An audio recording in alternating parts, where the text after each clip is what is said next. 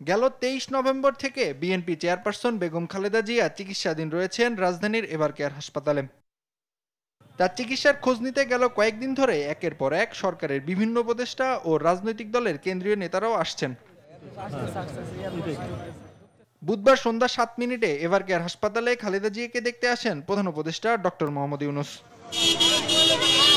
এ সময় বিএনপির পক্ষ থেকে দলটির মহাসচিব মির্জা ফখরুল ইসলাম আলমগীর প্রধান উপদেষ্টাকে স্বাগত জানান।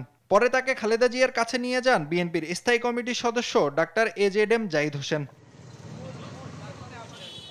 পরে বেগম জিয়ার মেডিকেল বোর্ডের সদস্য ডাক্তার জাফর ইকবাল বেগম জিয়ার স্বাস্থ্য সম্পর্কে প্রধান উপদেষ্টার কাছে বিস্তারিত তুলে ধরেন।